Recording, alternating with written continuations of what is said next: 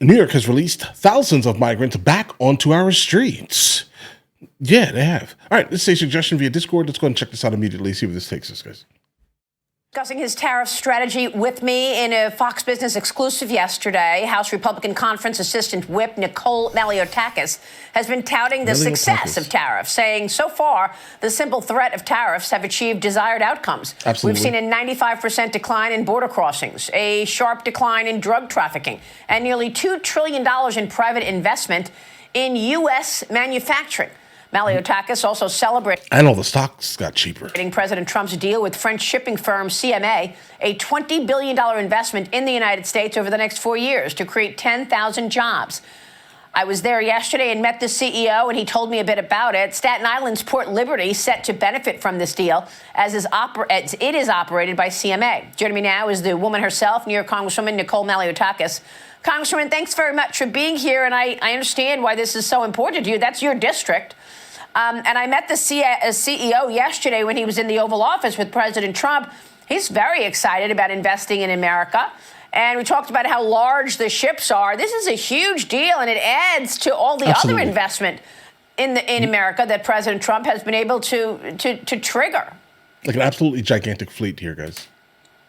That's right. $2 trillion this president has been able to bring in private investment in just his first 40 days. Think about that. Foreign companies who are expanding operations here, domestic companies like Apple who are now going to be manufacturing within the U.S. and also expanding operations.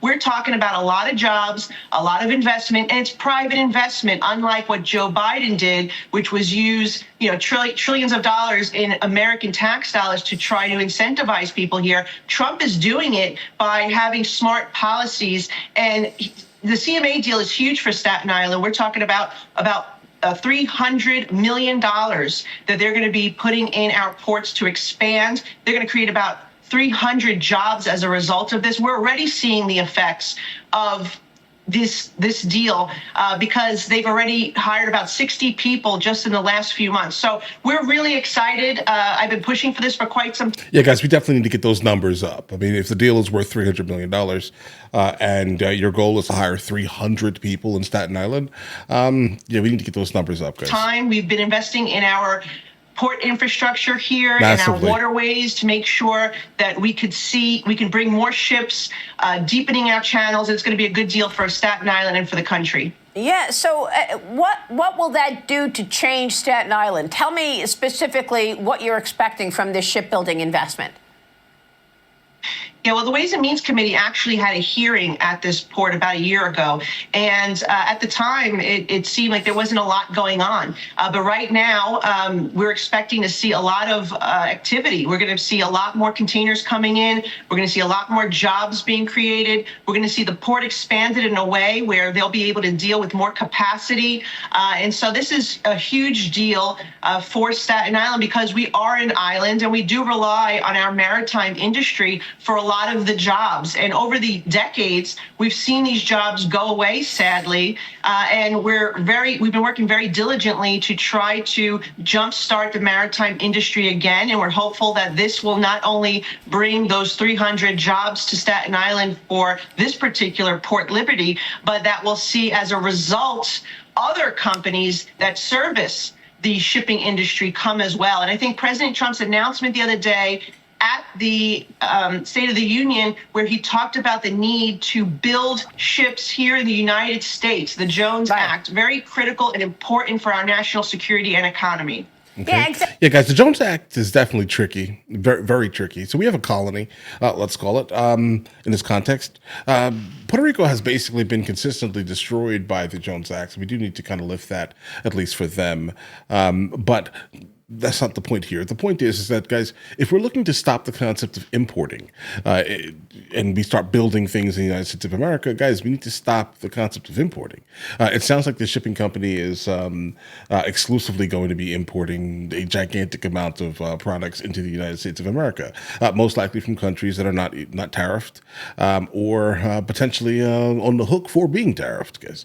But I do think that, guys, we need to start building more things in the United States of America, and stop relying on this here. 300 jobs is going to be great, specifically for the local economy of specifically Staten Island, definitely.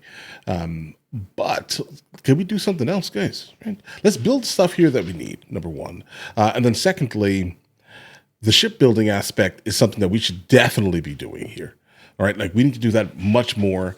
Maybe we can start exporting these gigantic ships to other countries for hundreds of millions of dollars, guys. That's a better plan than consistently having to rely on other nations to fund and to produce things for us, guys. Just a thought, obviously. Exactly. And the president told me yesterday that for some reason the U.S. stopped building ships. I mean, we haven't had this kind of activity. I mean, my question is, all of these things that President Trump is coming up with, where was Joe Biden? I mean, all these ideas, right? Shipbuilding, the Panama Canal, Greenland. I mean, obviously cutting costs and taking out the fraud and abuse.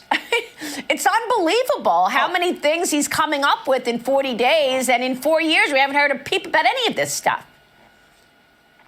You're right. I mean, it's actually pretty outrageous that Joe Biden, one of the areas where we have been pushing the Biden administration, they did absolutely nothing, was pharmaceutical manufacturing, Maria. This is so critical. If we learned anything from COVID, we can't rely on other countries, particularly communist China. And so President Trump, we're working to get something in the tax package that would actually jumpstart domestic manufacturing for pharmaceuticals, for medical supply chain. I just came back from Puerto Rico, where they have a robust industry, but they lost a lot of that. They lost a lot of the manufacturing capability for pharmaceuticals. We got to bring it back. And I believe President Trump is going to do it. And we need to do it because we have a shortage of 250 drugs in this country, including antibiotics, chemotherapies. We got to be self-sufficient. It's a national security issue. Yeah, guys, I definitely like the idea of us starting to produce a lot of pharmaceuticals, guys. That'll be an amazing thing.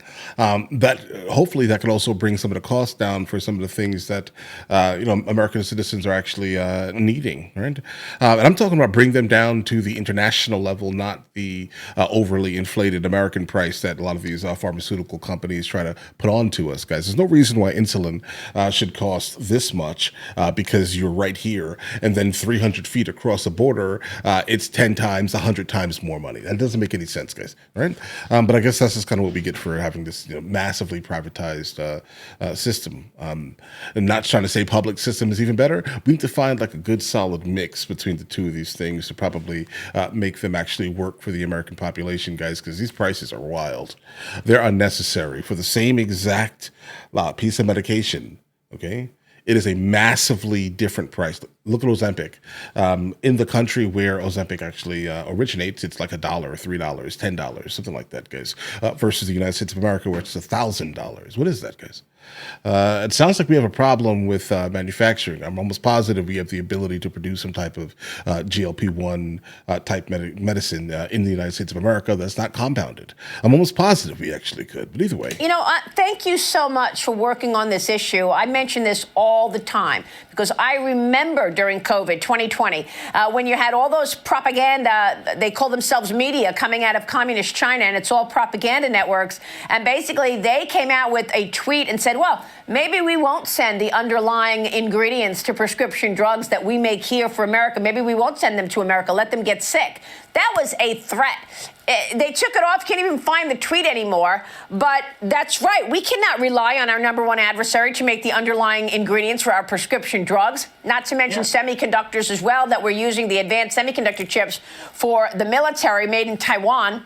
But I want to get your take on the border because New York City officials are insisting that sanctuary laws are still being followed after Mayor Eric Adams testified before the House Oversight Committee Wednesday. The mayor supporting a new plan to ease requirements in giving illegal migrants ID residency cards, Congresswoman.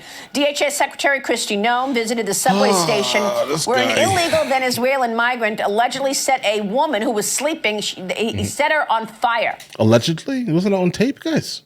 Listen, we got to be careful with the term allegedly. Allegedly would make sense if the world did not see the videos, guys.